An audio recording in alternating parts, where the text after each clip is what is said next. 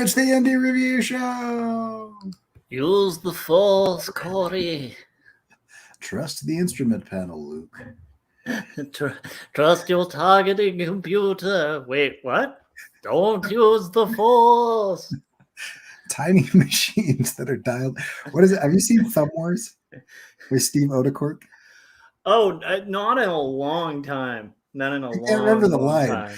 But there's a line when he's like, I'm going to trust my feelings. And like Obi-Wan's ghost comes in and goes, trust the computers, Luke. Finely tuned instruments that will help you aim. I love it. Awesome. All right. Well, hopefully we can stay on target. Yes. Yeah, so this is the Indie Review Show. This is the show where Corey and I share books that we're excited about, that are inspiring to us, that often tend to be comic books. Corey and I both have been professional artists and illustrators and teachers for over a decade, and basically we like to share the stuff that we look at, and then we can kind of steal ideas from.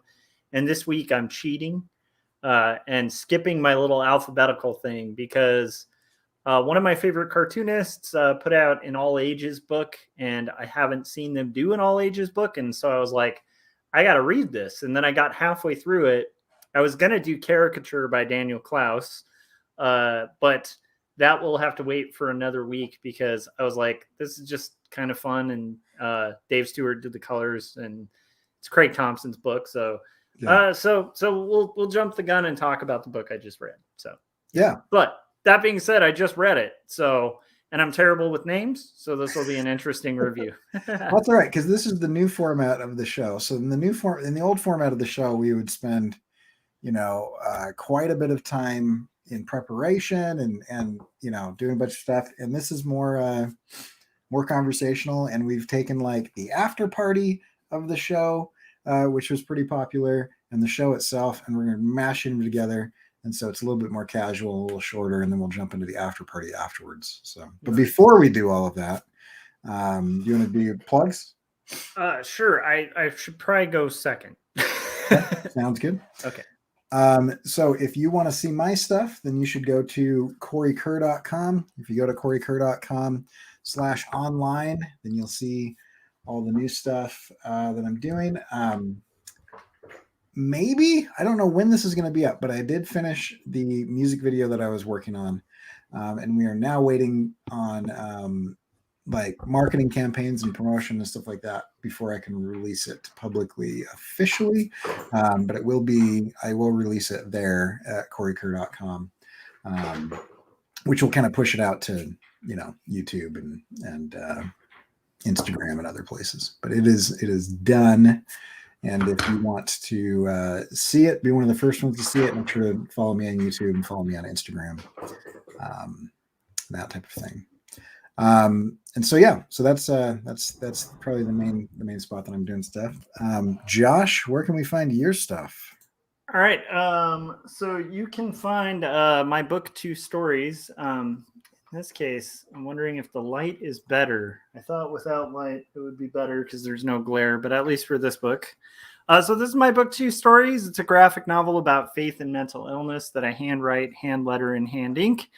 And it's a story about myself. It's autobiographical, but it starts with a kid who is creating kind of these weird playground politics games where he's pretending to be in Back to the Future, and kind of spans from that to adulthood with a person dealing with suicidal ideation and panic disorder and kind of struggles of adulthood. And it's hand lettered, hand inked, and handed to you in print. So, and right now I think it's on sale still on Amazon for like a little under $6, which is crazy because I get the same cut for the sales. So if you can, and you haven't, go pick up a copy. If you have picked up a copy, wait a couple days and then pick up another copy because there's free shipping on them too if you get it through Amazon Prime. And yeah, I'm getting slapback for some reason. I'm not sure why. Let me throw my headphones on. Okay. All right, so this is the book we're going to review today, and I hope this is kind of coming across all right. Can you see that okay in the camera? Yeah. Okay, cool. All right, so this is Space Dumplings by Craig Thompson. It's a bit of a change of pace for Craig Thompson. For people who are familiar, his first comic that turned me on to Craig Thompson, I picked up when I lived in Long Beach and I was a young cartoonist. And it was called Goodbye Chunky Rice.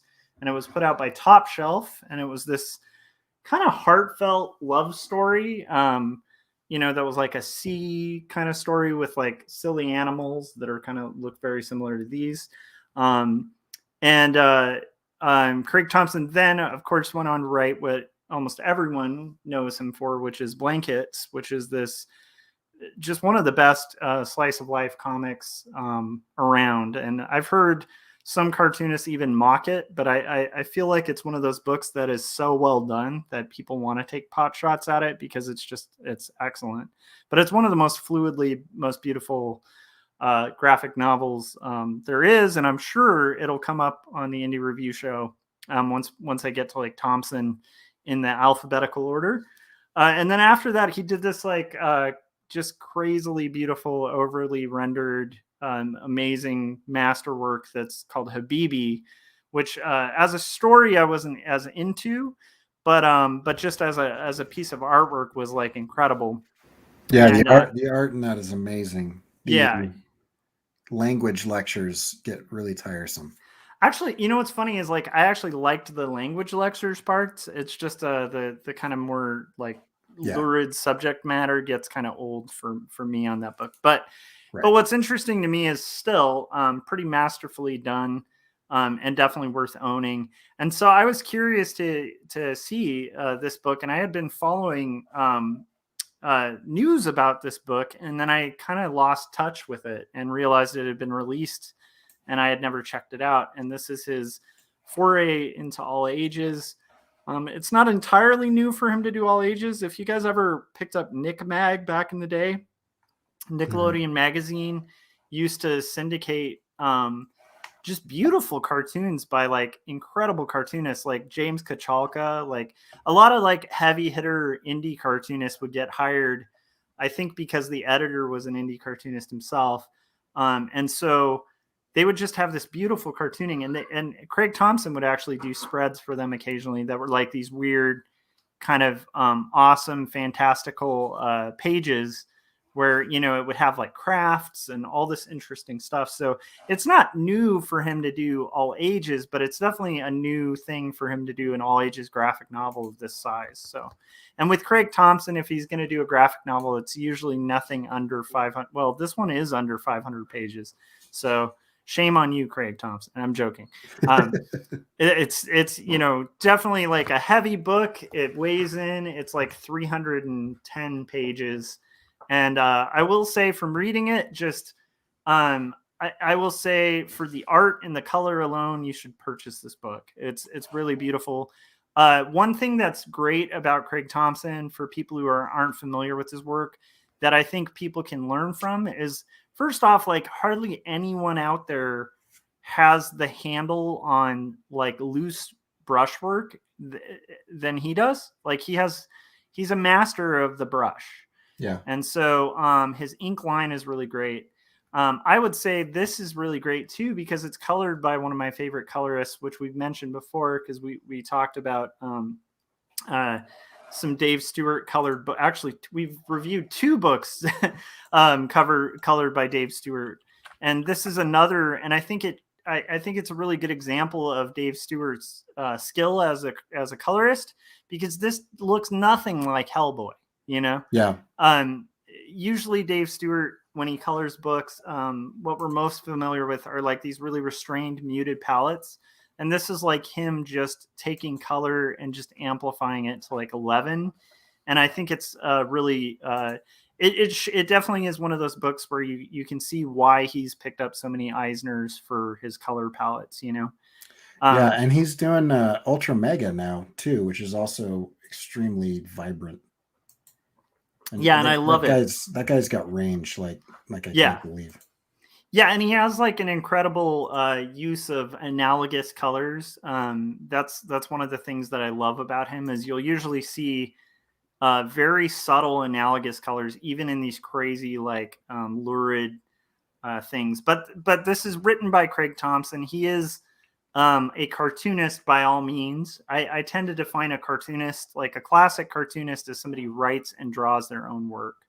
Mhm. And I would say he's definitely in that lineage. And I mean, obviously, most people are probably familiar with Craig Thompson. Like I said, Blankets was a book that sort of just exploded in the early 2000s and sort of took over. It kind of dominated the graphic novel charts. It was a New York Times bestseller. So most of us are familiar with that book. And it's a coming of age love story. But this one is fun. And I will say, I read it first. And, I always tend to read a book where I'm like, I don't know if my son can read this. And I wouldn't feel weird having like my 7-year-old read this with me. So it's a good book for all ages, is what I'm saying.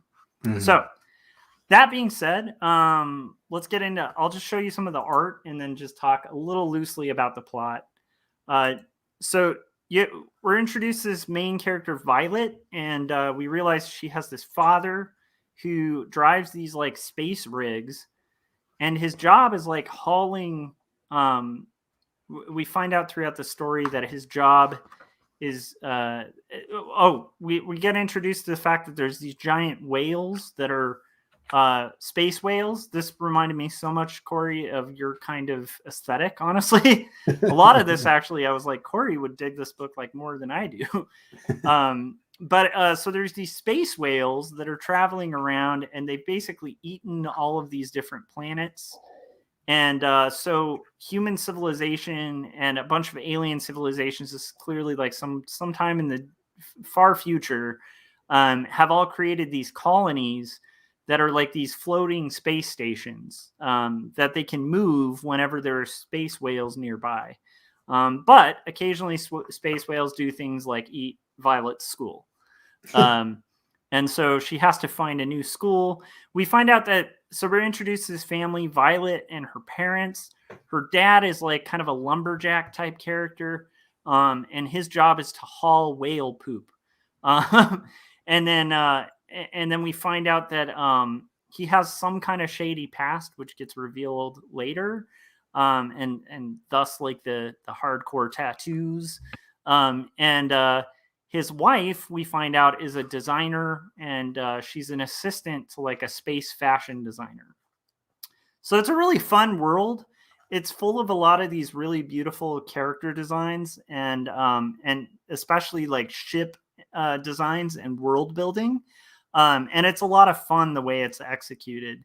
The thing I love about Craig Thompson's work in general is you can tell he loves drawing, and he gets into like these giant sequences, where it'll be like a crowd scene of aliens, and you can tell he's just having fun, like creating all of these different crazy characters and getting into like the technical details of stuff. Like here, you could have cheated this drawing by not showing that under this kind of bubble there's a whole civilization, but no, he decides to draw all the little buildings in there as well.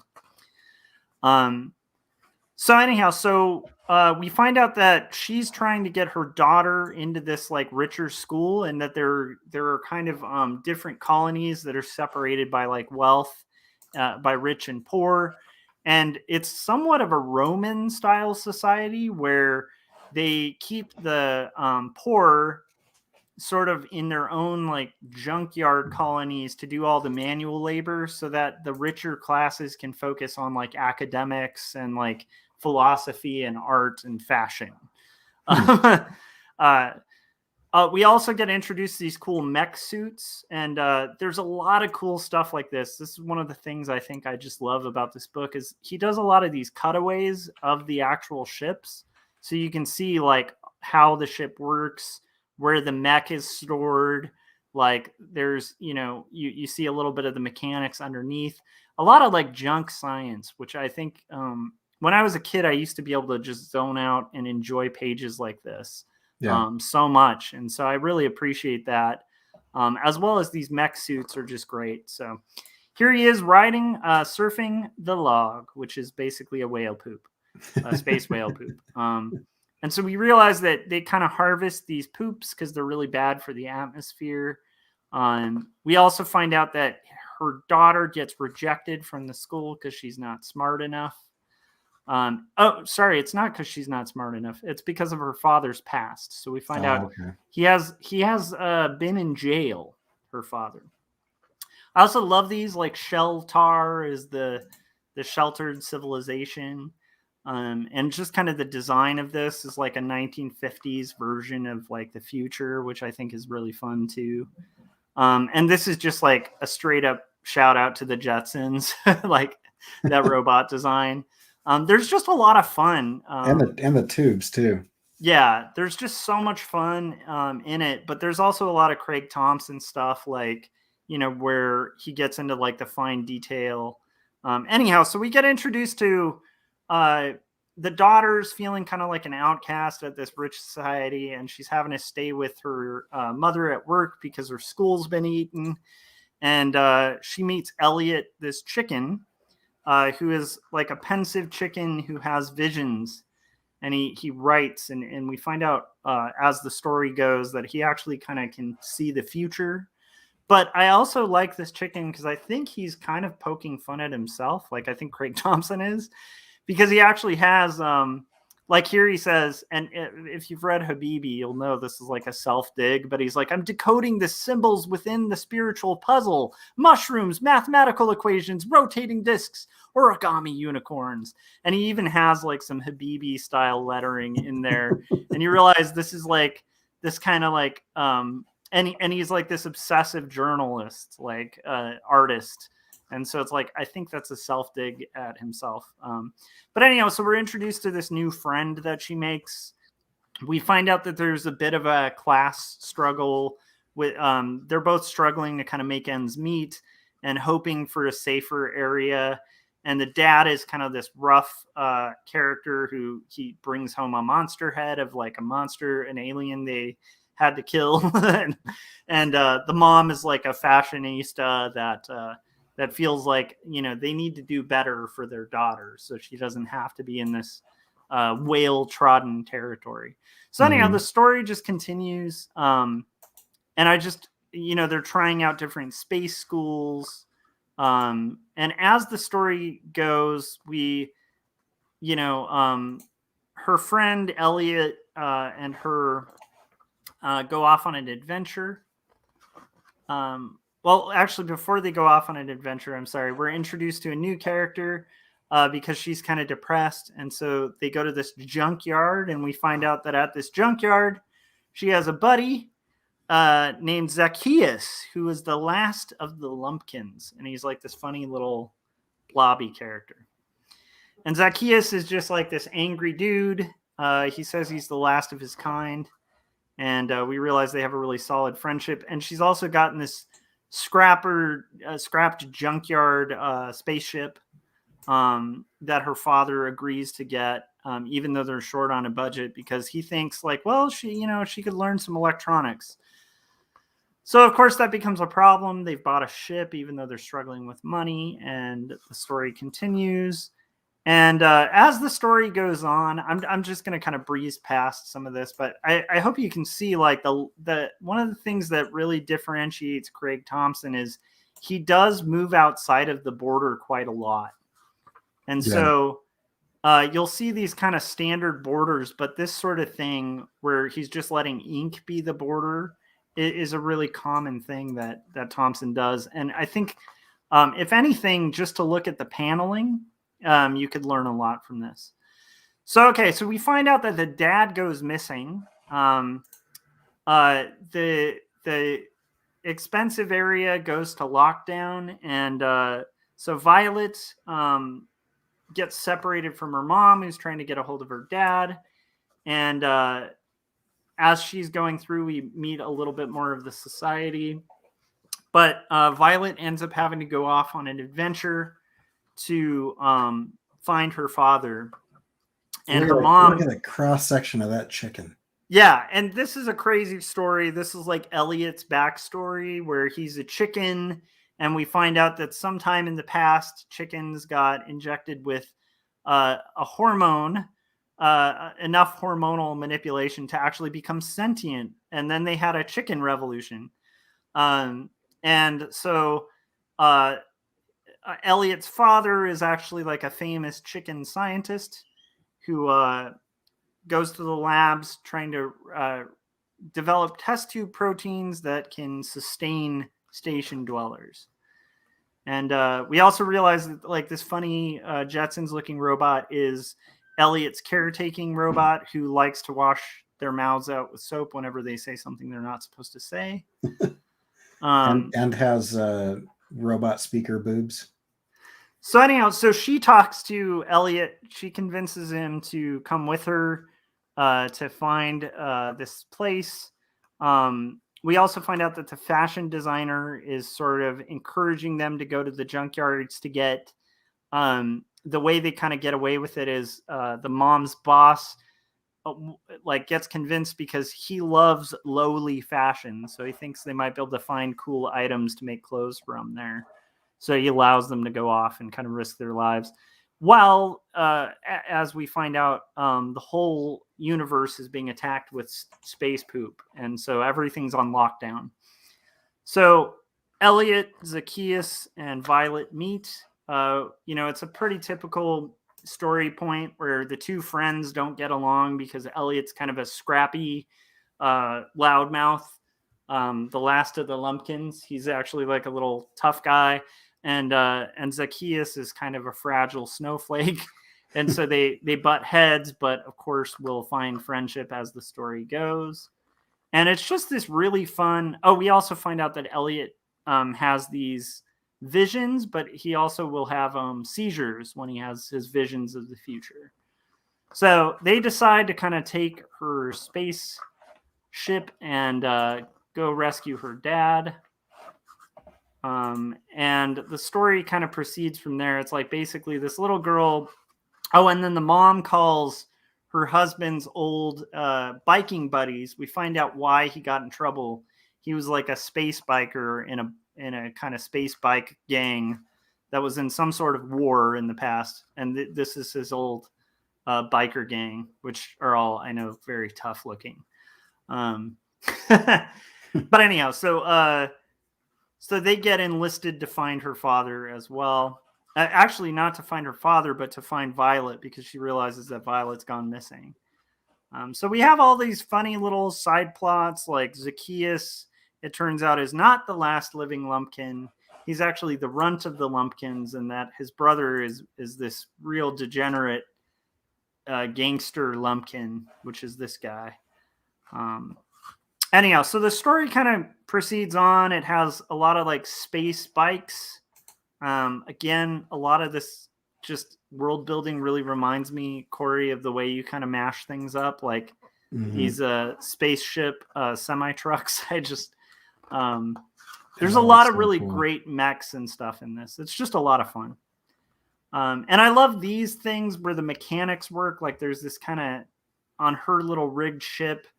There's this little seat, and then we realize the seat pops up, and it actually pops up to the dome up here. It's actually functional. And I love that when there's functional design, even though it's junk science, you know? And the plot just proceeds to be kind of insane, where we start realizing they're harvesting this whale poop for alternative energy, and that they've decided to kidnap one of the space whales. There's a sick space whale that's having space diarrhea. It's very oriented around space poop from whales, but it's a lot of fun. So I don't want to get too much into the plot, but I will say it's really heartfelt. It's fun because it does treat the daughter, and I also love stuff like this. This is a cutaway. We find out that her father actually ends up being eaten by the whale. And so it becomes like sort of a Moby Dick / Pinocchio type story where she needs to rescue her father from the belly of a whale.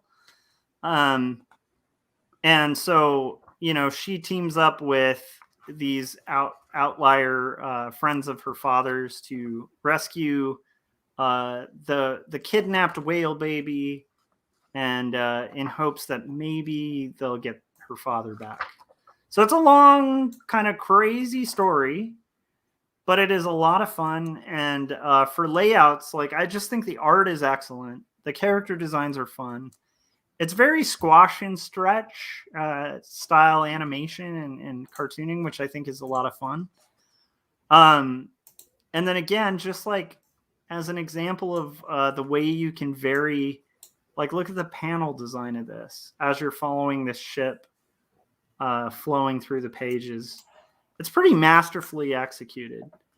So I enjoyed it. I thought it was a good read. A lot of fun whale action, space whale action. It's a very action-packed comic. And yeah, I mean, I definitely would recommend reading it for the art in general. I also love the way these whales are drawn with kind of old school, googly, cartoony eyes. Yeah. So that's as far as I kind of want to go. I don't want to give too much away. I will just say, on a plot level, I will say, I hate to say it, I don't think it's the strongest written book. And I don't think it really matters. It's fun, it's inventive, and the art is stunning. Yeah. And the colors are stunning. So if you like good art, action, kind of quirkiness, I think you'd enjoy it. If you're looking for something on the level of like Blankets or Habibi, this is definitely not it. Nor is it on the level of like Bone, right? Yeah. This is just a fun romp where it's very creative, and I think the art is insanely inventive. And I think just for sort of out of the norm plot points and mechs and spaceships and a heartfelt story about like the importance of family and friendship, it's a good one, you know. So that's pretty much Space Dumplings. So yeah, That's awesome. yeah, and I definitely recommend it for examples of how to draw well, how to treat. While the story didn't like blow me away, I think that it is a good example of treating a character with respect and also remembering what it's like to be a kid. Kids like real stakes in stories. They don't tend to like everything being treated with kid gloves. Yeah. And so I think this is a lot of fun for that. But at the same time, it does ride that line very well, where it's not really going into things that are completely inappropriate for kids, except maybe poop jokes. But even that's done very tastefully, and I wouldn't feel weird having my 7-year-old check it out. So yeah, I think it's overall a really good story. And I will say, I can tell just from reading it that I think he had probably gotten really into writing these two foil characters, which makes a lot of sense. Yeah. So they're probably the best thing about the whole thing is Elliot, Zacchaeus, and their kind of their Laurel and Hardy-ish dynamic. So yeah.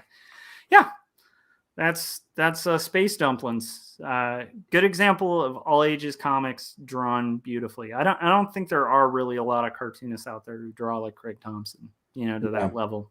And also that dry brush, man. Yeah. Just kills me. So, yeah, that's awesome. That's really cool. Yeah. Yeah, that looks great. I love his stuff. I find it a little bit hard to recommend at times topically, because it depends on people's comfort level with different things. But this looks like something that everybody could get into. Yeah, So yeah. cool. I mean, I think at most the lessons from this are like to kind of, treat your environment well. But it's not like a heavy-handed environmental message. But it definitely has a bit of a, respect your environment and nature, treat people well. But it doesn't have like an overt, religious or any other kind of political connotation. It's just a fun story. So Yeah. I think it's definitely well worth recommending. So yeah. Yeah, that's cool. Good recommendation. Woo-hoo. Yeah, that's awesome. Let me switch back over here. So while you're doing that, we're gonna switch back over, talk about the book for a minute, and then we'll jump into the after party. But in the meantime, if you guys are looking for this book or other books that we've talked about, you can go to irsagency.com. That's the Indie Review Show, irsagency.com, and that'll take you to a page where you can see our upcoming stuff, and you will see a link that'll take you to a blog that has our past shows, and all the links on there are going to link to affiliate links, so we get a little bit of a kickback that doesn't cost you any extra money. So if you're going to buy anything on Amazon or anything like that, you can click those links beforehand, and it helps keeps the lights on.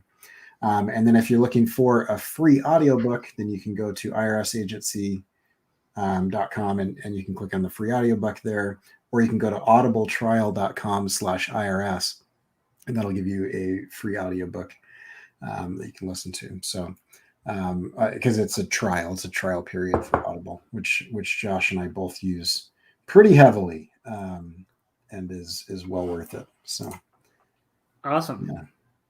I'm re-listening to World War Z. Have you ever listened to the audiobook of World War Z? No, I'll have to check it out. Have you read the book? Yeah, a long time ago. Yeah. Yeah. It was a lot of fun. The audiobook is really good. I mean, they get like really authentic local narrators that have like the accents. And so, because if you haven't read World War Z, Josh has, but if you haven't, those of you that are watching, it's the structure is this journalist that traveled around the world 12 years after the zombie apocalypse to capture people's stories. And so he's talking to people from Jerusalem and Palestine and different parts of Africa, South Africa, and then different places in Europe and America and Canada and South and Central America. And he's traveling all over the world to get all these different stories. And it doesn't feel like a narrative for about half the book. It just feels like these little stories. And you start to realize that he's kind of going in order.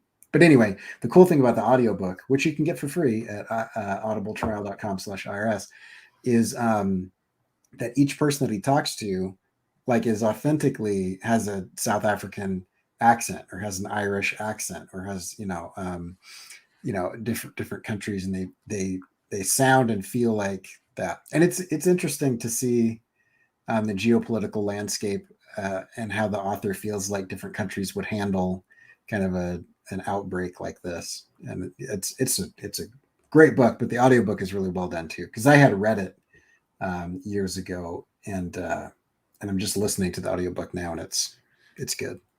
Yeah, I mean, I could imagine it. I was gonna ask if it's got like kind of a War of the Worlds Wells kind of vibe to it, because which would be the way to kind of do it in the sense of like the journalism and the sort of I think that sounds really fun. So it's I would say it's not a it's not a War of the Worlds level of like theater, where they've got all the sound effects and everything like that, because they're really trying to like buy into like this guy in a room with a person and good mic setup. So you don't get like the the ambient noise and things like that, but you do get really good acting. I love it. Yeah, it's awesome. Well, Space Dumplings seems cool. It kind of reminds me a little bit of like if like Scotty Young and Art Adams would team up and make something. Just because Craig Thompson is so good. Yeah. But you don't normally see him in that. I don't know what style you would call this, but kind of the what you see a lot in like the Scholastic and YA kind of comics. It's just much faster. You get the Scott Pilgrim and that type of like kind of looser cartooning style. Mm-hmm. But you still see his stuff in there in the details and the control, because typically I'd say there's not a lot of spot blacks and there's not a lot of like cross hatching or dry brush work in like that kind of Scholastic young adult style. Yeah. but he introduces that. Plus, you get like the kind of Doug TenNapel bendy characters, you know, that are kind of warping themselves as they emote. Yeah. It looks really interesting. It's a cool looking book.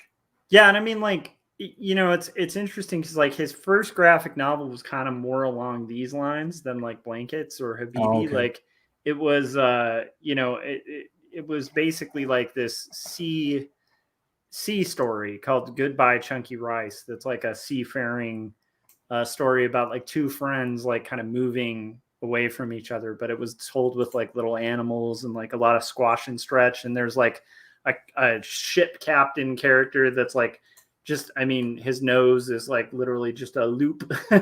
And so Mhm. it's not like an unfamiliar art style I've seen from him, but yeah, it is interesting when you have this level of a cartoonist. And I think the thing that astounds me about Thompson, like on anything I see, like I said, I frankly am not a huge fan of Habibi as a story. Like I think Right. it has a lot of problems, and not even like I'm the person who like I like Black Hole and I like comics that get dark and violent and have Right. sex and all sorts of stuff in them. But there's something about the structure of that I felt just kind of collapsed. But even that being said, um, it's astounding the level of work that he'll put into any comic, and so regardless of what you think of story or anything like that, like you're always bound to have something that artistically takes cartooning to a different level.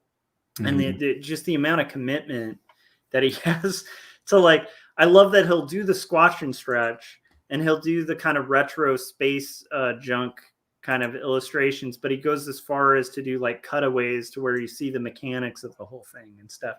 It's just, or he'll do like the crowd scene at the crazy space station and stuff, like just impeccably hard to do things, just done fluidly and beautifully. And again, like I don't know how he has that output to do that amount of work. Like, you know, he's already got quite a catalog, but it's very inspiring. Yeah. Yeah. And it's cool to have a Craig Thompson book that's kid friendly. Like Right. Goodbye Chunky Rice is kid friendly, but it'd probably make my kid cry because it's all sad. This one's just fun. So Yeah. That's cool. yeah. Well, cool.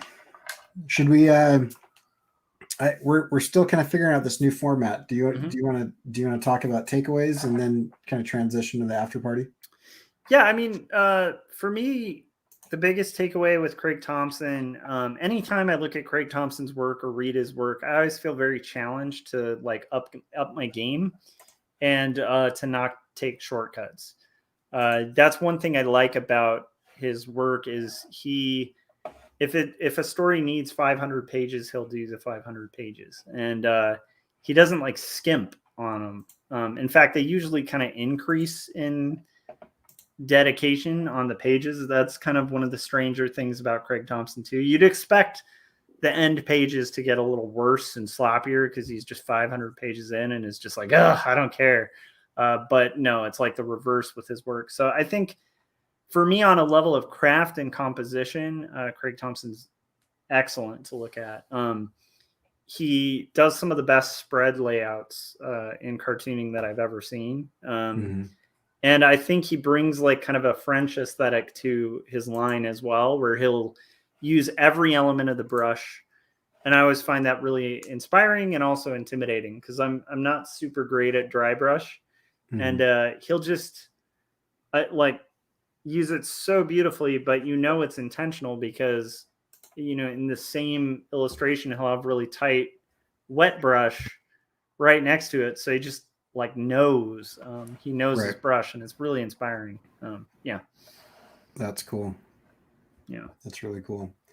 Yeah. And then Dave Stewart just like the stuff the stuff that Dave Stewart does with the inks on this is really inspiring too, because you can see a lot of areas where there's dry brush that would look like heavy black, but Dave Stewart's doing a ton of color holding Yeah, I throughout noticed that. throughout the entire book, where it's like that's really annoying to do as a colorist and with ink. And so I also find Dave Stewart just really inspiring too, just his color choices and stuff. Yeah.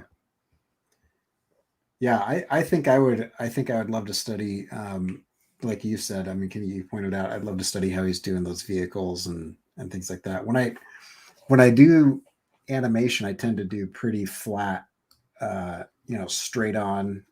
But I was noticing there was a lot of like 3/4, like high and low angles to kind of like give you some depth to the things. And I'd love to kind of like really dig into how he's doing those vehicle designs and things. I think that would be kind of interesting to look at. Yeah. Yeah. Cool. Well, good recommendation. Sweet. All right. So we will be back. Frank says, so the first 100 pages are his worst. And that there's a lot of poop talk. His kids might like it. I would agree. I'd agree with both. Yeah. Oh, by the way, there are some Dave Pilkey shout outs in this book, which was funny because I was like, this is poop jokes. It kind of reminds me of Dave Pilkey. And then he's doing it with graphics, which I think is owned by Scholastic. And so he has a few moments where he'll like call somebody Captain Poopy Pants. And I'm like, that's a Dave Pilkey shout out. So anyhow, it's like there's definitely a overlap there. Yeah. Oh, that's funny. Cool. Well, we will be back in 2 minutes with the after party, and we're gonna hang out. So stick with us. And if you're watching this while you're working, go. I'm gonna steal this from podcasts that I listen to. If you're watching this while you're working, get up, go get a drink. Stretch your legs a little bit so you don't ruin your back. And we'll see you in a couple minutes.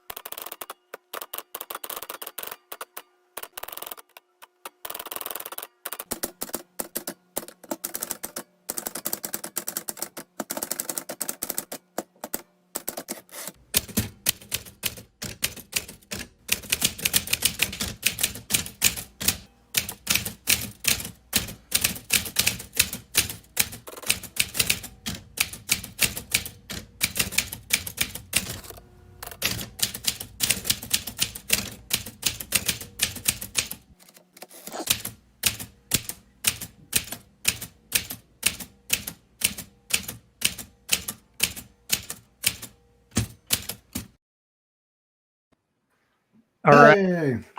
Is my mic working? Okay. It is. Yeah. Okay. Yeah, sounds good. I switched mics, so it's good to know. Yeah, so I was stoked about that. I again, like I'll pick up pretty much anything Craig Thompson does, and that was definitely one of those ones that I was not disappointed. And so I'm gonna have to see what my kid thinks of it. So yeah. Yeah, I like that because recently I'm like looking through my shelves and I'm like, I have very few books that I could be like, here, child under 15, read this. Yeah. And so it's like you aren't gonna hand a child under 15 Watchmen, right? Yeah. You read. Let's see what we got up here. I mean, even some of the more tamer ones like the Sculptor and stuff. Have I done the Sculptor yet? Scott McCloud? Not yet. All right, I gotta do that one soon. To be on the show, I'm sure. Yes, yeah, for sure. But yeah, even something like that. There's just I don't know. There's always one or two of those scenes or references or something that is like just makes it a little bit more adult. Also, the other thing that a lot of the books I find really interesting, and when I say adult topics, I don't mean like sexual or language or anything like that. It's just like topics that adults enjoy that kids find boring. You know, Yeah. like if you look at like The Sculptor, for example, it's like it's about this artist having an existential crisis about his place in the universe, and it's very internal. And like I think most kids would be like, I don't know what's going on, and this is really boring. Like, it's like, so yeah, it's kind of it's interesting. I look at some of that stuff and I try to show people things, and it's like, oh, this is a little too heady or whatever. Like, I find it fascinating because I'm 41 and I'm grappling with some of this stuff, and you're 11 and you haven't even run into any of these thoughts yet. Yeah, it's interesting how the existential despair stuff just doesn't take on quite the height as it does Right. when you become an adult. But then the like kind of less deep despair is like super interesting when you're a young adult. And Yeah. as an adult, you're just like, I don't know, like kind of whiny. Yeah. You know, so I feel it's interesting. I feel that way about I feel that way about Spider-Man. I Yeah, love Spider-Man. yeah, And then now as an adult, I'm like, come on, teenage angst. Let's go, kid. But like yeah. now I'm watching my 3-year-old kind of get into Spider-Man, and he's getting into like there's like a 3-year-old version on Disney Plus where they're all like PJ Mask size proportions. And I actually think like the voice acting is probably sharing some of the same actors and stuff. Yeah, I think they're both owned by the mouse, the evil mouse. Yeah. So anyway, but I see him getting into that, and I'm like, yeah, it makes sense. Like, it's like Yeah. the thing about Spider-Man is it's like, here's a kid who's trying to do the right thing, but it's hard to do the right thing, and a lot of times when he does the right thing, it doesn't turn out that well, and that's Yeah. frustrating. And he's not appreciated, and like adults around him continue to kind of like make life hard. Yep. J. Jonah Jameson and his aunt, and all this type of stuff. And I'm like, that's a very relatable thing from like 3 years old to about 17. And then after that, it's kind of like, I can't remember who was saying this, but like they keep having to reset Spider-Man because it doesn't work in college. Like, Peter Parker as a character does not function literally in college. Like, after he leaves high school, he's like getting married and stuff, and he's doing things, and you're just kind of like, it's not the same character. you know and it's not because I'm one of those people that's like, characters should never change and they should never, they should always be the same. But like, literally the DNA of Peter Parker / Spider-Man needs to be an angsty kid oppressed by adults. Like, it doesn't work else in other situations. It works like in Into the Spider-Verse, where he's like an ancillary character that comes in Yeah. as a character foil mirror. But like as like the main, when he's Peter B. Parker, it's like, this is what you could become, but he's not the story. Miles Morales is the story. Yeah. Well, Miles was a great move on a Oh, it was storytelling so level. good. Yeah. I would say Spider-Man, though, even ages well and better than I'd say Batman.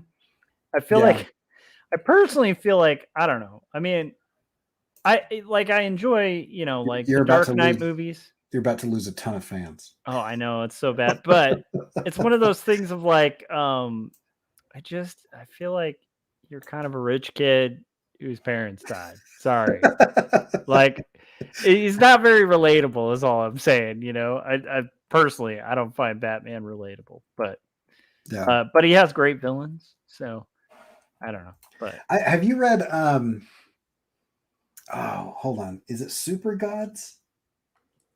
Let me look up this book, because I'm gonna get it wrong if I oh no, Frank's so mad. Sorry, Frank. Oh, by the way, Frank is mentioning multiple times in the chats that apparently he just ate bugs, which is interesting. This is so that fascinating. means somebody got a certain number of subscribers then, so that's cool. Nice. Well, that's good. That's Have to good. go watch that. Yeah, Grant Morrison. Have you read Grant Morrison's book Super Gods? No, I have not. Is it good? Yes, it's very good. It is extremely bizarre. It is autobiographical about his experience growing up with comic books and how comic books changed, and then how his involvement with comic books. But then it also gets into like his views of reality and the universe as shaped by like the psychotropic drugs that he was taking at the time and the occult that he was getting into, and the cross-dressing that he did as kind of an experimental phase that he went through. It's an interesting thing, but his view on Batman is really nuanced and made me understand some things about the character that I didn't, that are pretty obvious if you think about it, but I had never stopped to think about it. Just basically how Batman is a photo negative of Superman. One fights during the day, the other fights during the night. One fights people that are basically physical, the other fights people that are basically tripping balls and acid all the time. Like one wears a mask and the other doesn't wear a mask. Like one is bright, highly saturated colors, the other is desaturated black and white grayscale colors. Like it goes back and forth on, and it actually made me, because I think Superman is a super boring character, but it actually made me appreciate both Superman and Batman a lot more in the way that he like presented them and their effect on society and stuff. It was pretty interesting. Well, I mean, like, here's the thing. As much as I was just kind of trash talking Batman, like my favorite Batman is like, I love the Adam West TV show. I like I actually really did enjoy Dark Knight. Like it was a good dark take. But to me, like my favorite Batman is like corny and spandex with like bad jokes and like a parade of like ridiculous villains that are in like neon colors and stuff. Like to me, that's the ultimate Batman. Like I would be so stoked if they relaunched like a comic where it was like Adam West style Batman. I'd be so down. Have you read Batman? Is it Batman 66? I should. Oh, dude, it's exactly what you're talking about. And the writing. Hold on, let me see if I can find some stuff. Because I'd get so down with that. Like I would be very into that. No, and I mean you literally hear like his, let me see if I can find some pages. You hear Adam West's voice in the dialogue. It's so well written. I love it. Yeah, here it is. Okay, let me pull this up on the screen here, and I'll see if I can find any. Oh, I should do this. I know I should do this in Comixology. Hold on, because they'll have previews.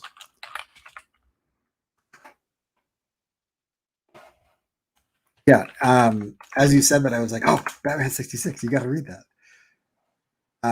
I actually think, because I liked the show, but I think the comic is better than the show, because the show was a kind of a campy take on this dark character that was kind of like poking fun at stuff, but all the kids took it seriously and all the adults thought it was funny. Yes. Right. And then the comic is like this Inception thing, because it's literally like the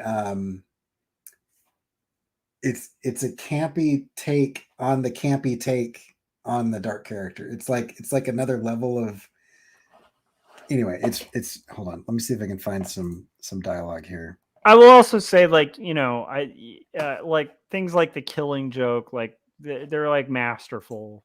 Oh yeah, yeah. So it's like it's just, I'm just saying, like, for characters that are relatable, he was not one where I was like, that's me, like as a kid. I didn't find him very relatable. But I've always noticed that about DC characters in general. I feel like the appeal. Oh, that's amazing. Okay. Right. So, yeah, I got to get that just for the art. Like, okay, that's so really and cool. he's like, Joker has like the little like makeup painted over mustache still, like in the illustrations. Mm-hmm. And then the colors are totally crazy. Oh, that's so cool. Yeah, it's really good. But like, let me see if I can find some Yeah, so I wouldn't miss a chance to see criminal rehabilitation in action, Dr. Quinn, and the presence of Chief O'Hara inspires so much confidence. Like, even just in that, which isn't a funny line, it just sounds like that kind of ham-fisted Yeah. dialogue that's in the original TV show. Anyway, it goes on for a while. It's pretty good. You have Catwoman doing like a doing like a stage performance. It's probably like a talent show or something. Anyway, it's pretty good. I haven't read a ton of it, but the ones that I've read they're pretty decent. That's awesome. Oh, And Corey, it looks like Adam West. you have some slightly cool news, I think. Yes, I do. Yeah. So what's going on in your life with your films? I think I mentioned this at the start, but I finished the thing I've been working on for months.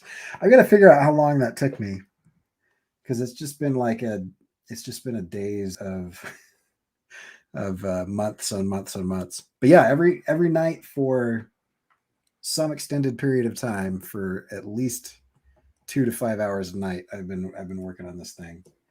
And it's done. It's in the can. I am literally submitting it to festivals as we speak. So yeah, That's amazing. The music video is done. So that's cool. And I'm sure at some point people will be seeing it.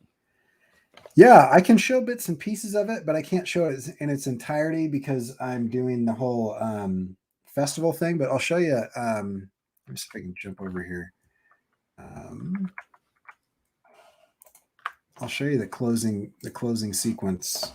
This will skip a little bit, so it won't be that great. Can I just go here? There we go. Let me mute it. Don't give away too much, Corey.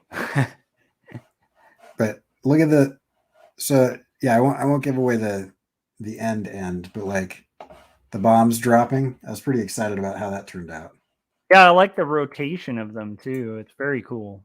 Yeah, it's a mixture of 2D and 3D, so it's actually not rotating, except the fins and the cap are rotating, and then the seam in the bomb is just moving from left to right, and the rest of it's flat. I love it. I love those. So, I love those tricks, which aren't really tricks. It's just animation. Yeah. The whole thing's a trick. I don't know if people are aware, but right. Yeah. It's all animation. Animation's an illusion. It's not real. I'll tell you a secret about animation that a lot of people don't know is it's just a bunch of pictures moving really fast. Yeah. It's moving pictures, you guys. Seriously. That's cool though. That's huge, Corey. And it looks awesome. I mean, it does look very professional, just crazy. Like, I love the fox. That was my favorite part of it, is the fox. Yeah. But Jim said his favorite part of it was the goddess in the sky. That was rad too. Yeah. That was really cool. So there's a lot to it though. It's very, very impressive. So nice. Congrats on finishing that, man. Yeah, and Frank's saying those butterflies look really nice, and that was Gumminelli's. Yeah, so Gumminelli, Emily Gunnell, I hired her. She did all of the backgrounds, and then she did the whole scene inside of the rib cage with the caterpillar turning into the butterfly. Yeah, you did a really good job stitching that in where it felt right in place. There was something about that style that just you seamlessly interwove it really well, I think. But yeah, that is some beautiful animation. Thank you. Yeah, there's some stuff that I probably won't put on the screen so we don't get a copyright strike, but there is a series of Mickey Mouse animated shorts that do a very similar style where the backgrounds are painterly and the characters themselves are like heavy vector line art, and it works really well. And so I use that as reference of like this is how I want it to interact. As I want the characters to be like my style and the backgrounds to be like your style. And the trick is you have to be very consistent. Like if I had done any background elements, it wouldn't have worked. I almost think when we zoom in on the foxes and they're in the ship, I did the backgrounds on that. I almost think I probably should have had her do that. The woodwork and stuff, but all right, well, you just have to start over again and just make that happen. start from Corey. scratch. I think it's probably the most complicated thing I've done to date. Yeah, there's a lot to it, and there are things you're doing on this that I don't know if I've seen you do before, you know. Yeah. Yeah, it's pretty impressive. It's cool. It's cool to see a lot of the different things like kind of incorporated too, where it's like I think it's the most of the skills you've acquired kind of combined, right? Like I don't know. Yeah. Very cool though. It's good stuff. Yeah, it's cool. I'm excited about it. Well, I'm hoping to have something I can share pretty soon, but I have some pretty cool news coming at some point. So cool. That'll be cool when I can share it. Yeah, I've heard a little bit about that, but I don't have any details yet, and so I'm kind of curious. But that's probably an off-the-air conversation. Yeah, it'll be. I'll have some good news shortly, assuming contracts and all that stuff get ironed out. So cool. Yeah, that's great. But I'm pretty stoked. Yeah. So I don't know, man. I will say a lot of people kind of aspire to do like a thing, like a whole music video or something like that. And, you know, if they're, I think like, I don't know, to me, I think it's a good example of how the whole process works because you kind of wade through this stuff.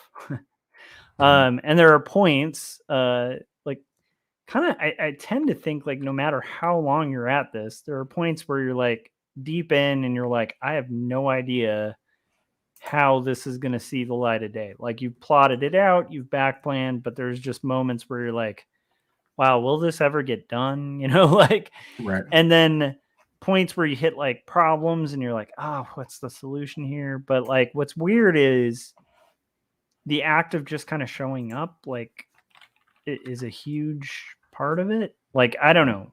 I've been finding that where,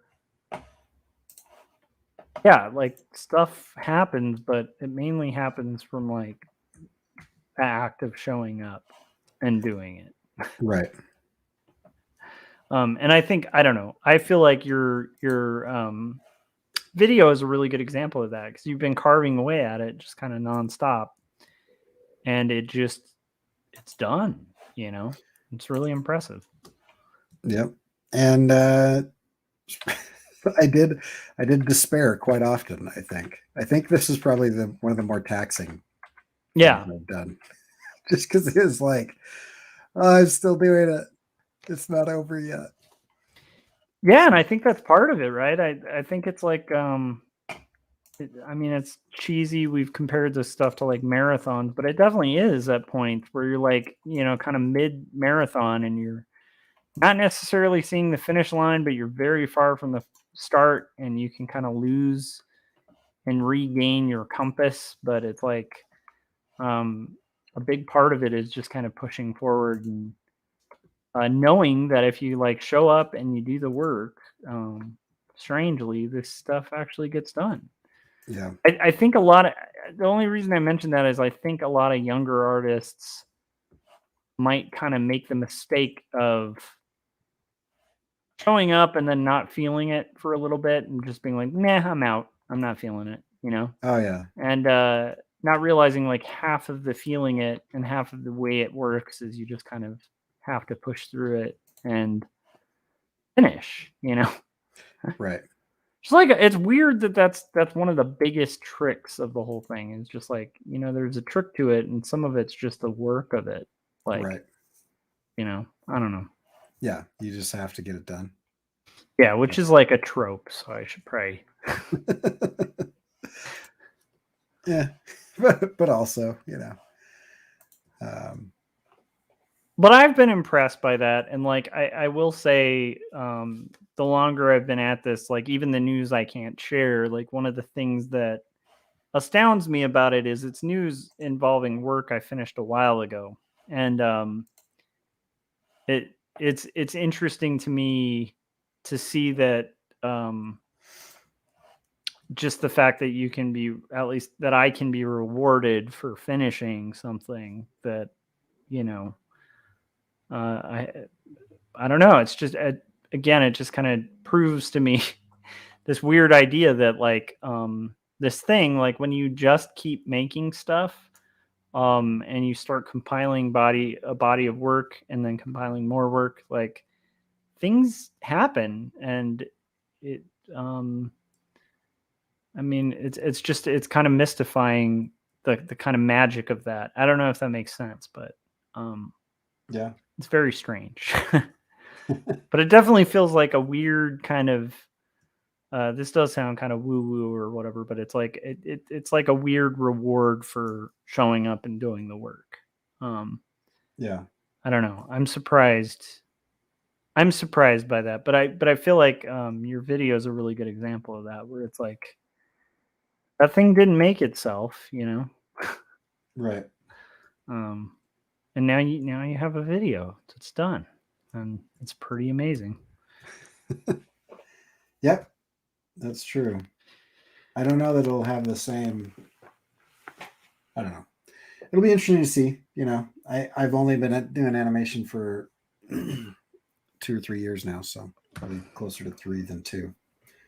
Um, so I'll have to wait. I'll have to wait and see. But yeah, I don't know. It's nice. I was hoping to be done a couple months ago with it. It took a few months longer than I thought, and Yeah, probably was more ambitious than it needed to be. But it was good. I'm hoping we're going to enter it into some film festivals. I'm hoping to get some more metal on my shelves. right. We'll see if we can win some more stuff. Um, by metal, you mean like you want some more heavy metal on your shelf? Yeah, I want some more public domain classical sculptures. That they put. So I would there's like to see a Dio sculpture on your wall so we can get really metal, you know. yeah. I There think is. that I would mean, be pretty one that I'm applying to that has a deadline in 50 minutes. So I've got to get this in. Um, Oh yeah. it has a like a chutlu. Let me show you the. So check this. Share screen. Go. So this is the sculpture for that award. It's like the equivalent of their Oscar, but That it's is like that's pretty it's metal. it's pretty rad.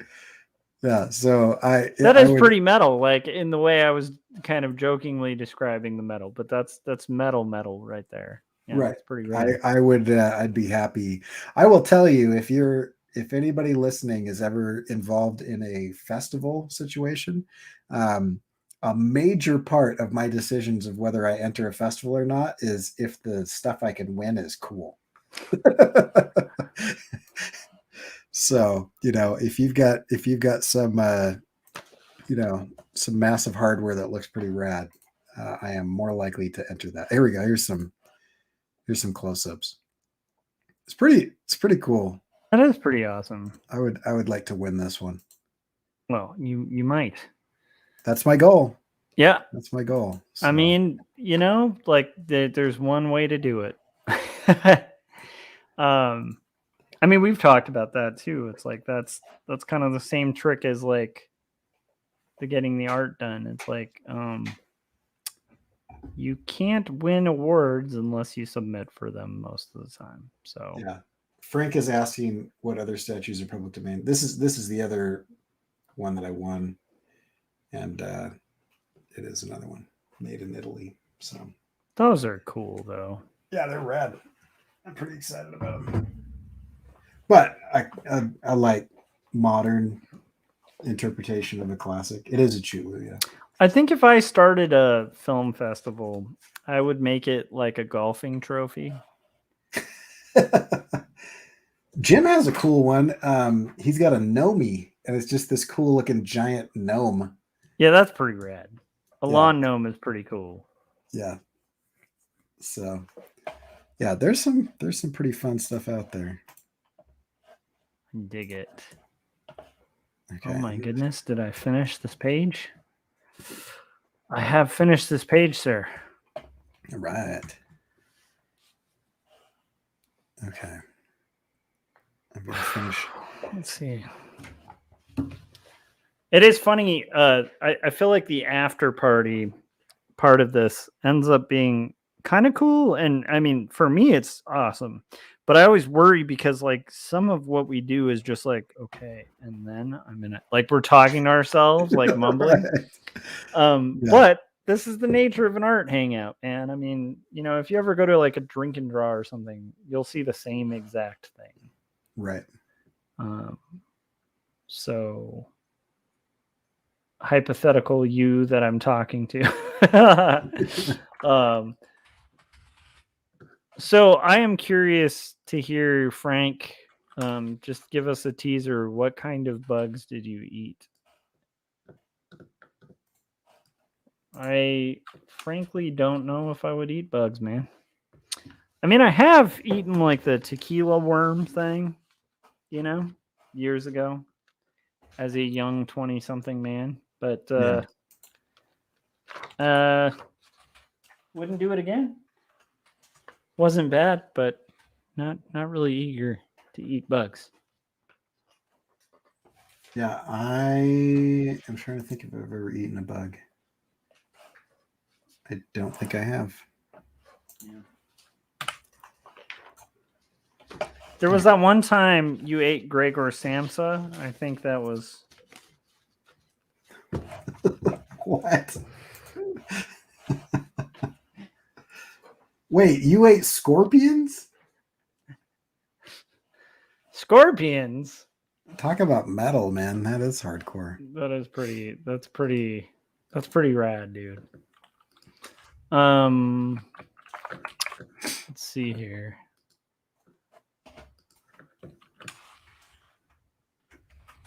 Man, as I'm doing the credit section here, water bug, driving beetle. Let's put this on the screen. So Frank ate scorpions. It's too much. Too much. Water Frank. bug, driving beetle, crickets, grasshoppers, and he still tastes the water bug. Did any of them taste good? That's a good question. And were they live or dead? I would hope they were dead. Although I have to say it would probably make it more entertaining if they were alive. Not for me. I'm probably not going to watch this video. Yeah, I'm not sure I'm super excited to watch that. Let's see here. All right.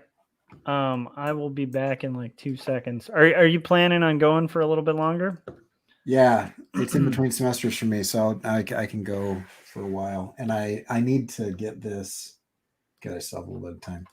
I need to nice, because so I am planning on let's see here. I think I have one more page. I got a letter, so I'm probably down for like another 20 minutes or something. Yeah. But for me, whenever it hits an hour mark on a stream, it's like I gotta stand up for like 2 seconds so I don't die. I should, but I have a deadline that's counting down the minutes, so I'm gonna get this in soon. So oh yeah, get it. I will get up and stretch in a minute. Get that dragon thing, dude. Yeah, that looks pretty rad. Yeah, I would be stoked if I won that. I'd be really excited. If you get that, you definitely are gonna have to gloat, and I will hold you to it. Okay. I know you're like anti-gloating, but yeah. That's gonna have to be one where like I'll plug in my electric guitar and just be like, and you can just be like, dragon, you know, burninating the country. Yeah, exactly. There's one regret I have. It's back in the day of Homestar Runner. They had these shirts that were like, the shirt with the alligator on it. Yeah. But instead of the alligator, it was a Trogdor. Oh, yeah. And I really regret not having bought that because I don't think they make them anymore. But I would kill for that. Like that would be amazing to have. So my main problem with that was I was so poor when that was popular. Yeah, that was my problem too. So for then it was like should I eat this week or no? I guess I gotta eat. Yeah. I mean, I look at things I buy now and I'm like, man, because that was this will make you feel really old. That was 20 years ago that was popular. Yep. Makes sense. It makes sense. Oh man. Yeah, I don't even know if that website would work anymore because it's Flash based. I gotta go and figure that out. I'm sure Homestar Runner's still up. It's gotta be. All right. I'll be back shortly whilst you research that. Okay.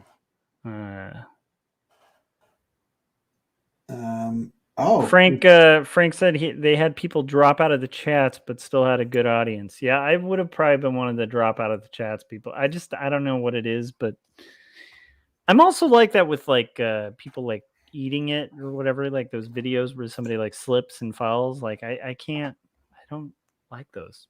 Oh, I love them. They have a Trogdor shirt, a Strong Bad shirt, and a Trogdor Burninating the Countryside shirt. But they don't have the little polo thing anymore. But they still have a store. You can buy all the DVDs. Oh man. Strong Bad sings. All right. I'll be back. Be back. Do they have the polo? No, that's what I was just saying. They just have the 3 t-shirts. I don't think they have the polo. But they do have they have the toys. Mm-hmm. They've got the Cheat Commandos and the Trogdor, the board game mini. Oh, because they did a sorry, you can go.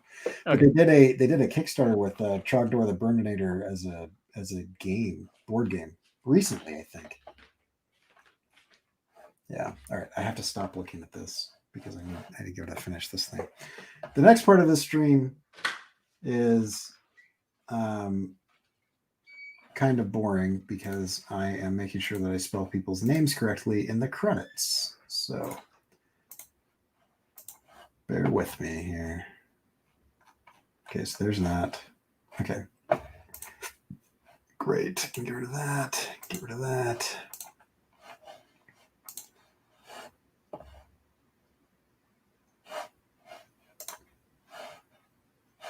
don't need that open or that. Man, that statue is cool. I'd be excited to have this statue. Mainly because I would like to put something that bizarre in my office at work and then never mention anything about it and just see how people react to it. So I think that would be funny. Yeah, the Acosta. Yeah, the Acosta little alligator. Yeah. So all right. I will also be back. I'll be back in just a minute. So I'm going to catch you guys in just a minute. I'm going to put we'll be right back thing up on the screen here.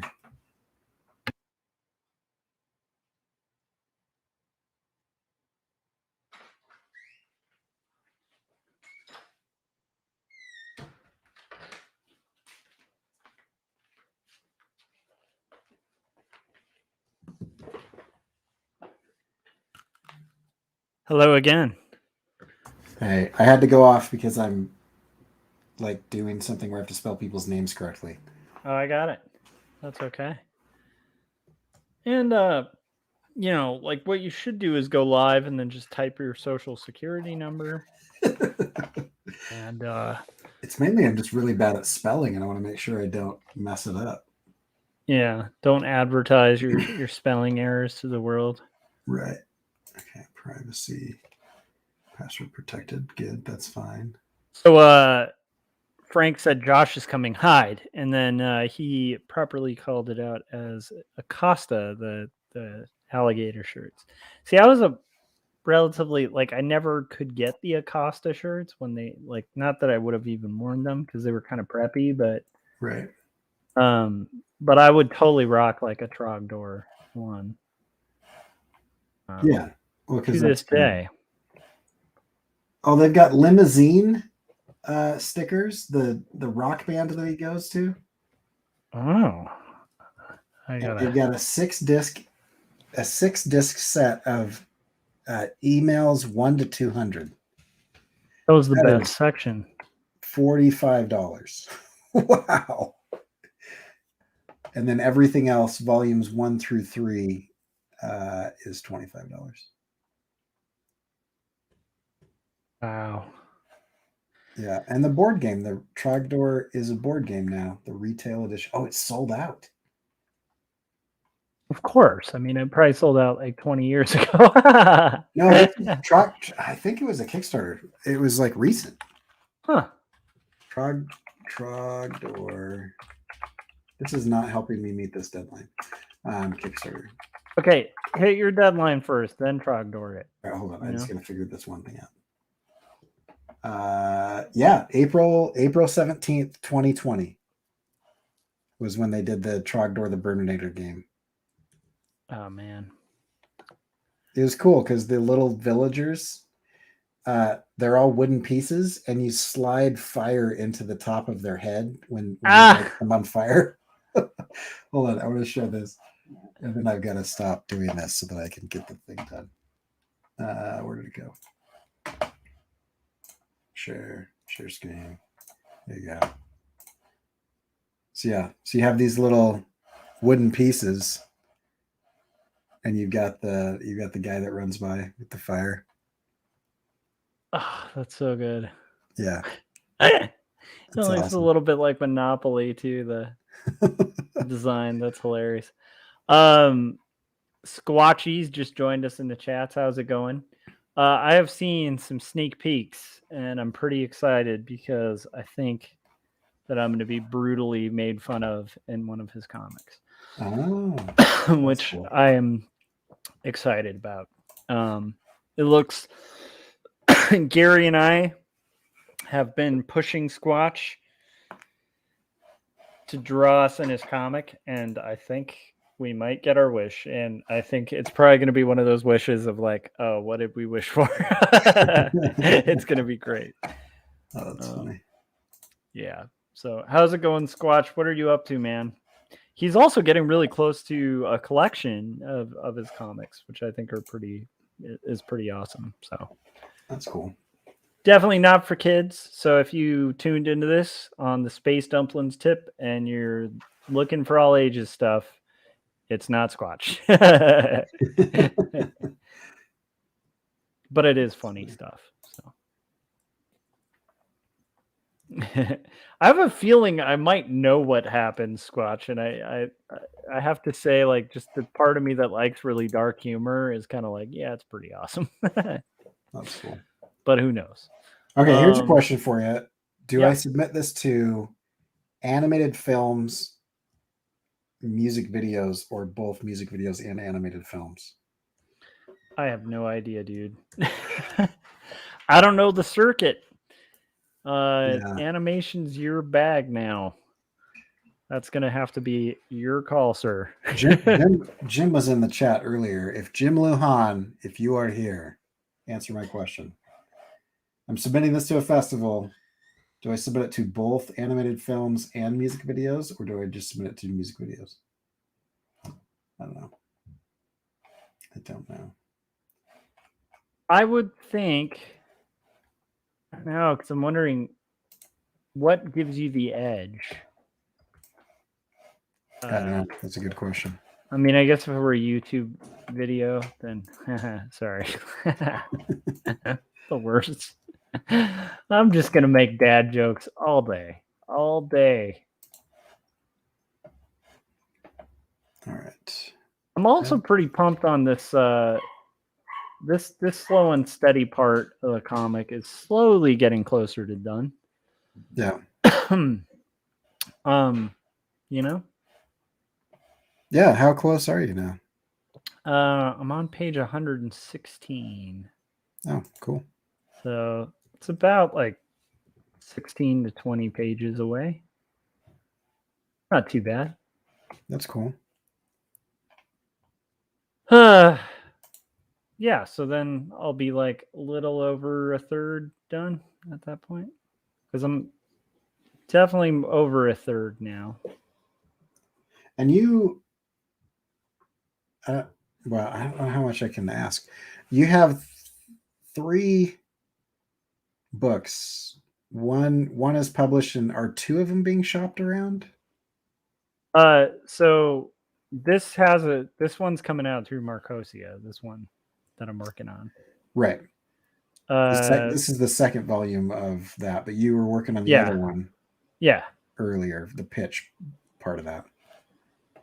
Oh, the pitch book. Yeah. So technically I have, okay, so that's still being shopped. So Okay. the one I did the 5 pages for. Yes. So yeah, so my first graphic novel was Jacob's Apartment. That is in the pitching process. Mm-hmm. Potentially with some news. And then I have 2 stories, which is through Marcosia, and then 2 stories book 2, which I'm trying to wrap up, but that's what I'll be working on for like the next year or so. And then another pitch, which is the other thing, and that's being shopped around as well. So yeah. Mm-hmm. Cool. Yeah, it's pretty cool. It's kind of fun when you start sort of compiling like a body of work, you know? Yeah. Very strange. Yeah, I can imagine. Yeah. I'd like to get there at some point. I have disparate strange things. I don't really have a. Well, you're getting there with animation, though. I mean, you're gonna have like Yeah. a body of work with animation, and then you do have a book done. So, which I still think you should like kickstart or something. You know? Yeah. I don't know. Yeah, I should. Oh, did that not go through? All right. Got to do it this way. I will be back in a moment. So Corey has disappeared because space alien snuck into his office and has censored his output. And so he will not be able to speak for a little bit because some men in black showed up to his. I don't know. I was trying to come up with something, guys. Riff with me here. Yeah, so like the process that I'm doing right now is just going through the rough stages, which like these are like my rough pencils that you can kind of see under. And then what I do in this next phase is go through, polish up the type. And if it's typed like this, like I always try to make the text box actually not connect to the edge because it's just got too many orphans if that's the case, where it's just like these lonely type pieces of text. Actually, I need to even correct one of those. Yeah, it's kind of working out like the rough layout and the type so that when it comes to hand lettering and stuff, I'll be able to basically like lightbox over this lettering and this panel structure so that all I have to focus on is like drawing. So that's like kind of one of the stages of this whole mad creating process that I do. So when I'm rambling, that's what I'm doing whilst rambling. So yeah. Mm-hmm. Fun times. So All the right. men in black have let you They go. let me go. Okay, Yeah, that's good. I heard you were talking about algorithms, and we're not happy about it. Yeah. Yep. So I got into that not into that festival. I have submitted to that festival, and now I'm gonna start compiling all the other festivals that I would like to submit to. I will say there is something to be said for submitting for things because it happens occasionally, and you up the odds of it happening by submitting. Yeah. And you gotta grow a thick skin with this stuff. Not you. I mean, you've done it plenty. But if somebody's ever out there thinking like, oh, I should submit for this thing or submit to this publisher, like grow a thick skin and be persistent. Yeah.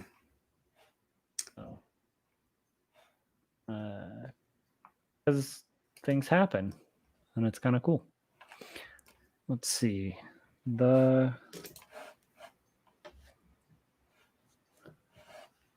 other, I mean, it's easier said than done because I don't know if a lot of people, especially if you haven't submitted for stuff. Like Corey, this isn't your first rodeo with it, so it's like you know what to expect and stuff. But it's like it is never fun to get like a rejection. Yeah, and if you submit to festivals, you just get several rejection emails every day for a few months in a row. And what's weird is you could actually have really good odds. Like the last time Corey did this, he had like crazy good odds. Like there's like I can't even remember the percentage, but it was some kind of insanely good for a couple months. I had a 46% acceptance rate. Yeah, that's like insane. Like nobody gets that. And I didn't get that either at the end. By the time I got to the end, it was.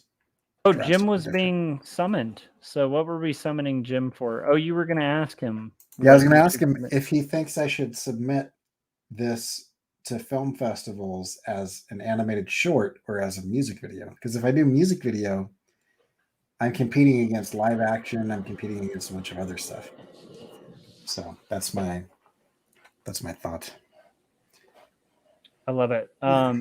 Yeah, so like even with a 46% rate, it's like that can't ever feel normal to just like receive rejections. And that's the thing. And like, I think that's just part of the game. So, well, and I got like 4 rejections in a row, and 2 of them to start.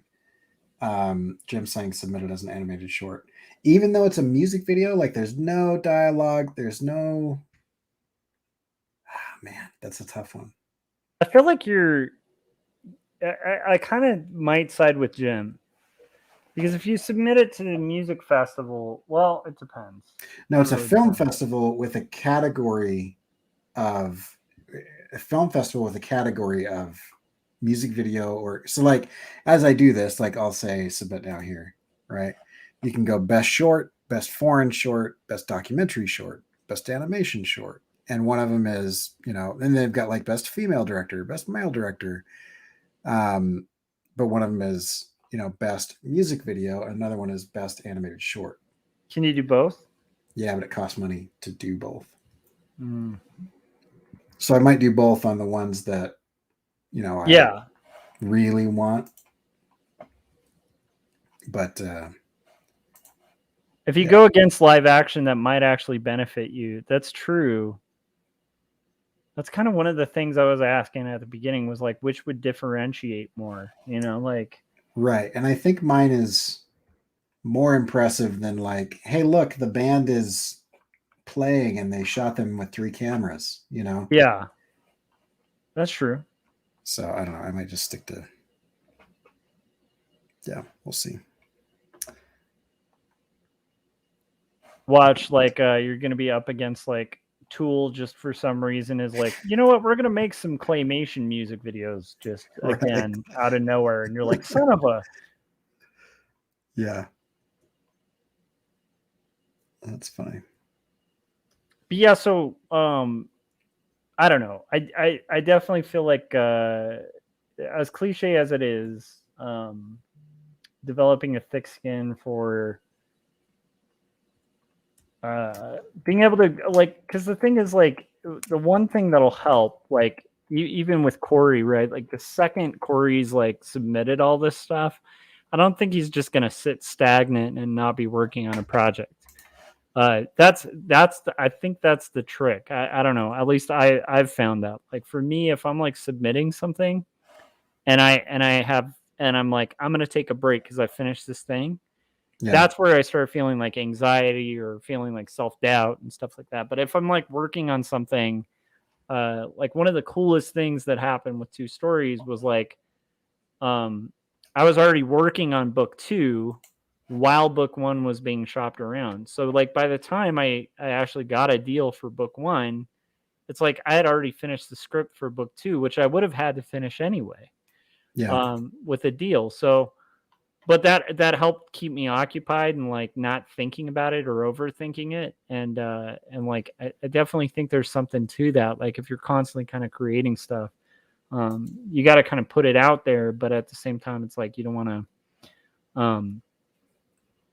to just make that the only thing. Because if it is, then I think I don't know. Like for me, that would occupy my mind a lot. And like I said, I don't think anybody opens an email like, "Congrats, we didn't pick your thing," ever makes anybody feel good. You know, Right. there's definitely a side of it. At least for me, there's definitely been a side of it that feels like kind of like you're at recess and you're like the last person picked on the team, and you're like, well, you're like trying to justify it, like, well, I mean, it's Yeah. still a fun game, It's like there's still that party that's like, oh, it sucks. I don't like being benched, like Yeah. So I don't know, but yeah, but I think like yeah, it's important to get it out there and submit it, and then also like have something to keep you occupied while it's out in the ether, which in Corey's case will be like a million things because dude's got a million projects. Yeah.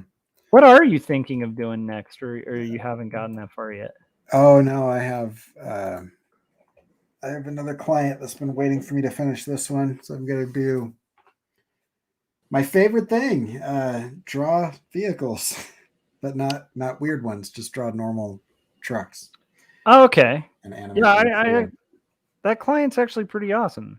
They're a rad client. I'm just really tired of client work right now. Jim says, "I hope this doesn't ruin you for animation." And I am on the edge of not wanting to do this anymore. but that will quickly go away. Hopefully, in the next couple of days as I finish this other client work and can do my own stuff again. Yeah, doing your own stuff is just cleansing. Yeah, I keep wondering when I'm done with this book, like if I'm gonna. I keep in my head thinking like, oh, I'll just paint for like a little bit. Yeah. Or do like some single illustrations, or maybe do an animation, Yeah. Animate a whole music video. I'm just kidding. You're I don't kidding, know though. You did that once, like 7 times in a row. You're like, I'm gonna make a little animation. I'm gonna do an animation for every song on this album, and then just did it, and then you like downplay it like it wasn't a big deal. Well, I don't know, because I didn't finish the whole album. I would like to. How actually. many did you do though? I did like 5 or something, 4 or Yeah, something. I can't you did remember. 5 in 5 weeks. Yeah, it was. So. Yeah. Oh, but I'd like to get back to that at some point because it is fun, Yeah. It's just like it's. But it is funny how like in my head I'm like, I'll take this long break from cartooning, cleanse myself, and it's like I'll probably end up like working on the next graphic novel, like yeah, the second this thing's out, because it's my mistress. Let's see here. So I have a feeling that might be your scenario with animation. I don't know if you can quit animation. I mean, I can pause it while I go do illustrations some more. I will say it's probably going to feel pretty cool though. It'll be like, I just drew a monster truck and I'm done. Like, well, yeah, except this is an animation too, so it's a 30-second commercial that I'm animating. I didn't know there was animation involved. Not a ton. It's mostly illustration, but the wheels will turn and. Well, turning wheels, man, you can rock that. I'm acting like that's simple because everything you do is insanely complex. So I'm like, it can't be that bad. That's funny. But yeah, that'll be I don't know. I still think like animating a truck might be a little more fun. Yeah, As a break. it's interesting because it's all black and white ink work. So that'll be kind of fun. I got to tell you, Why can't I quit you, animation? That's what Frank said. I hope I did a good accent for that.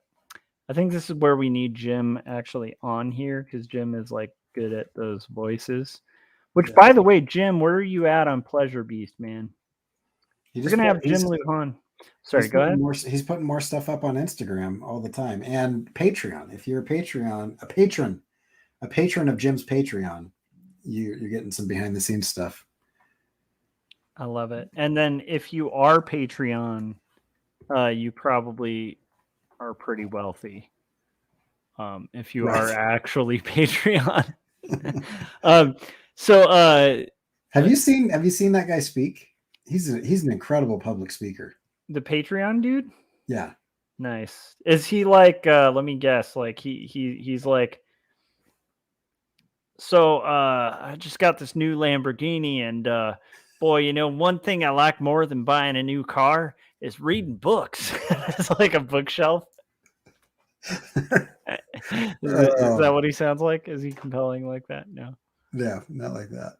Okay. It's yeah, he's like, this rented mansion I'm in. I would really like to tell you how I got this. Those for me are like the equivalent of the signs on the side of the road that you see like just staked into the ground on like a piece of wood that they found that says make up to $10,000 a week. And there's just like some random number that you're supposed to call. Anyway, no, it was great. He did a how would you describe it? Oh, okay. So Jim says that's why I missed most of your show tonight.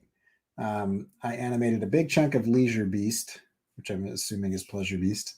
Unless there's like he's like working on Pleasure Beast, and then there's this like side story Leisure Beast that's happening, and he's going to release Leisure Beast, and he just slipped up.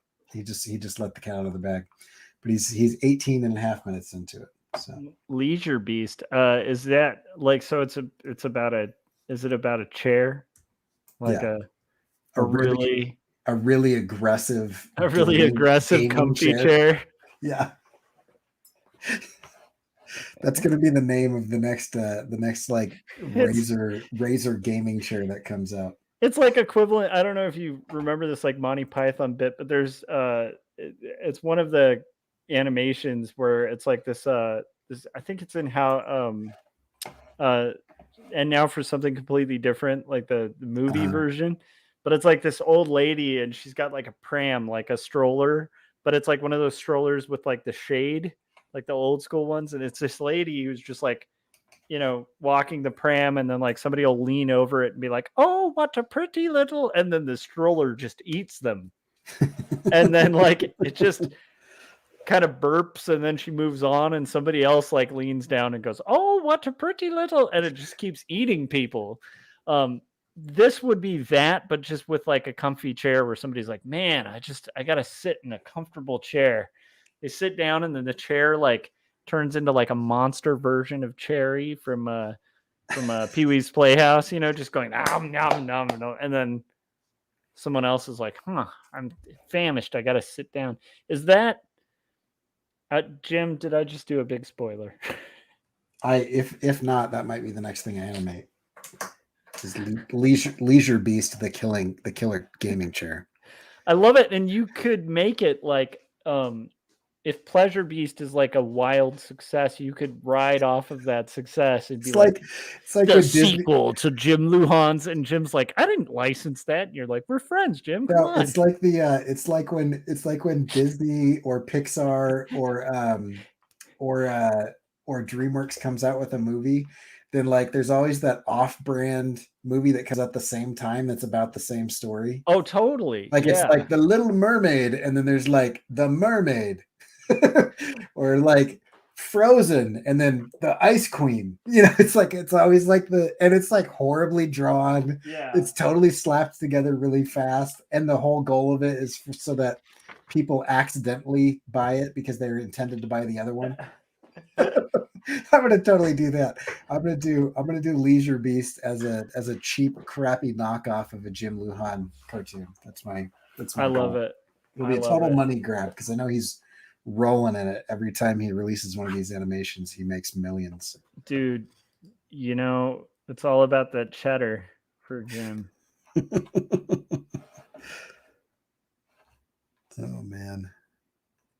Oh my goodness. I am so stoked that we did this longer stream because I have caught up on what I needed to get done.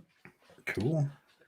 So speaking of Jim, I want to give a little teaser for Wednesday. We're going to have Jim Lujan and Gary Hodges on. We're all going to sit in leisurely chairs, and they definitely will not eat us while we're doing our talk, but we're going to do a little roundtable discussion about hunger versus desperation, and it's all based on like a kind of current conversation that I had with Jim and with Gary, and so it's pretty cool. I'm pretty excited, and I think it's relevant. And actually, the hunger part ties into a leisure boy that likes eating people who sit on it. So full circle. I know that Gary did a thumbnail for that, and it looks amazing. I'm going to spend 7.5 minutes doing a really crappy version of the thumbnail as an alternate live stream that has the chair eating somebody. I would love that, and I think that Corey, if you made that like a Redbubble shirt or just a shirt on any print and demand thing, I would literally buy that shirt like tomorrow. leisure beast type. Yeah, and it's just a leisure boy with like teeth and just two legs sticking out of it. I won't even draw it. I'll do one of those things where you get like a stock photo of a leisure chair and then just like crappily Photoshop it and draw it. Yeah, with just legs sticking out, and oh man, that's some cash money right there, as Jim just showed. So all right. But yeah, so make sure you guys tune in on Thursday. It should be a really fun one. And yeah, I'm probably gonna turn out at this point because you're gonna turn out. Yep. Okay. Just kick back in my chair and I didn't realize things were so hard. Hmm. So before you leave, where can people find your stuff? So you can find my stuff on joshuakemble.com, and you can also let me grab this book that's over here, way too far away. You can also buy this book, which is an excellent book. Let's see here. Let's go full screen. This book, this one right here, 2 stories. It's a graphic novel about faith and mental illness that I handwrite, hand letter, and hand ink.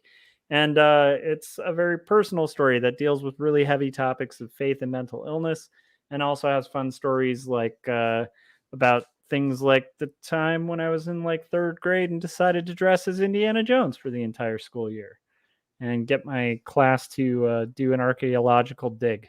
So yeah, anyhow, go pick it up. It's 122 hand lettered pages, and it's on it's on sale for like a ridiculously cheap amount on Amazon for like less than $6. So if you have Amazon Prime, you get it shipped to you for free. So come on, graphic novel under $6. That probably won't happen again. At least for me. And then Jim Lujan said, "Leisure boys." That's right. Oh man, we gotta have shirts. Okay, so can we incorporate the killer leisure chair, and the kayaking bear. That's Oh my we need gosh. like a whole like collage of all of this stupid stuff that comes up during our streams, and just do Okay. one big giant shirt that has the kayaking bear and the killer leisure thing. There's probably others that I can't think of right now because it's late. But there are themes that come up. I am writing these down because this might just be what I need to do when I'm done with my second graphic novel. It's just a bunch of really bad inside joke t-shirts. But anyhow, so if you guys are watching this after the fact too, let us know in the chats. Would you actually want like a killer leisure boy chair t-shirt or a kayaking bear shirt? Because I would. Anyhow. Yeah. I totally would. I love it. All right, man. Okay, you can find my stuff at quirky.com, and there's nothing new there right now, but hopefully soon I will know whether I can release this thing into the wild. And if not, you will see other things come out from me, because when you take people's money, you have to do what they say. That's the rule of client work. So that's out of my control on whether I can share this one or not. But I will make other things for free that you guys can watch. Yeah, and make sure you guys are following Corey on Instagram too, because he posts a lot of like little process snippets and stuff from his animations, and they're kind of mind-blowing and cool. So definitely worth checking out. All right. Jim is asking Thursday, not Wednesday, correct? Yes, Thursday, 9 p.m. Pacific time. Cool. Now I'm like second guessing that it is Thursdays, right? It is typically Thursdays, yeah. Yes. All right. Sweet. Cool. Bye.